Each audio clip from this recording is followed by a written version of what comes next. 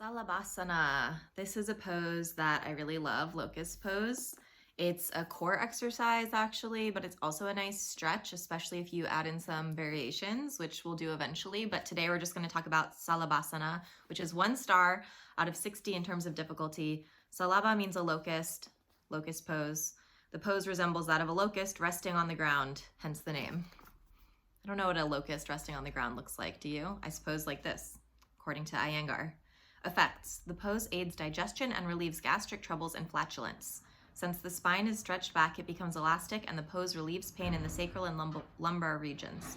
In my experience, persons suffering from slipped discs have benefited by regular practice of this asana without recourse to enforced rest or surgical treatment.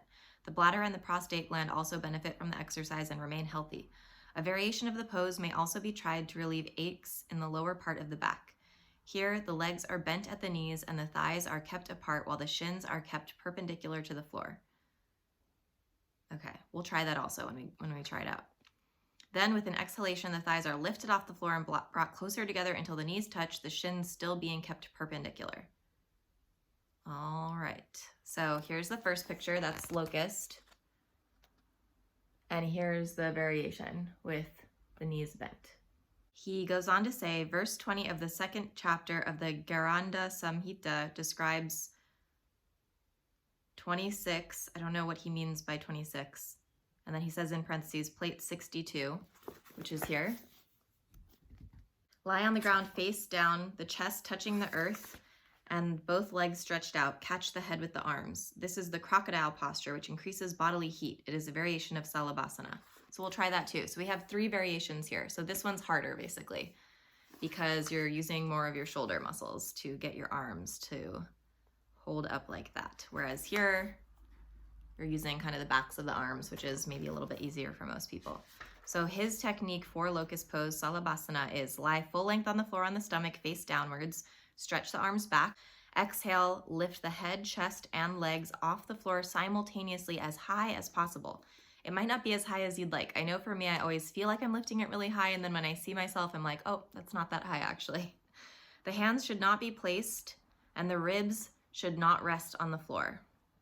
Only the abdominal front portion of the body rests on the floor and bears the weight of the body. So usually we say the soft part of your belly. It's sort of between the ribs and the hips. Contract the buttocks and stretch the thigh muscles. Keep both legs fully extended and straight, touching at the thighs, knees, and ankles, so your legs are together. Do not bear the weight of the body on the hands, but stretch them back to exercise the upper portion of the back muscles. Stay in the position as long as you can with normal breathing.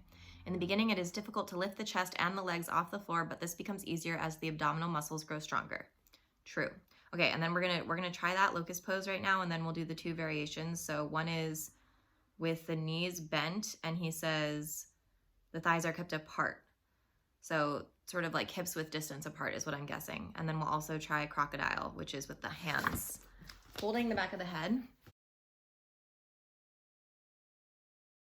So you're gonna lie on the floor, face down, reach your hands back. He didn't say which way to face your palms, did he? Let's look in the photo again. His palms are facing up. So actually, you're gonna lay face down, zip up the legs, point the toes like in the picture. I'm gonna zip up my fingertips, palms face up, arms back, and then I'm gonna try to get my weight here on my soft belly instead of on my hips or on my rib cage. I'm gonna lift everything up. So my legs naturally kind of come apart a little bit. That's fine. If that happens to you, just maybe pull them back together, or if that hurts your low back, it's okay to keep your legs kind of apart. So that's the first one. That's just locust pose. My favorite variation, which he doesn't mention, is to, oh, that feels really good because it's a little bit of a deeper stretch for my shoulders. Okay, but the variation he talked about was keeping your knees apart, bending the knees, and then lifting everything up. I think this is harder, trying it in the body, but try it and let me know what you think. This is also kind of halfway to bow pose, which is this, just using your hands on your ankles here.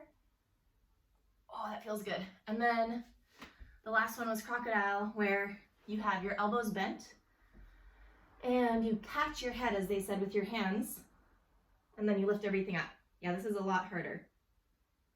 So if locust is maybe too easy for you, try this. Otherwise, try one of the variations or just maybe the normal one. Feels nice to lift up into a little bit of a heart opener here and then go back into a child's pose to kind of release the low back after all those locust pose variations. So try that out when you try locust pose. And let me know what you think. Those are really good exercises for stretching and strengthening. Like I said, they're kind of a core exercise. So try them out. Let me know what you think. Thanks for watching. Subscribe if you haven't yet, and I'll talk to you again soon.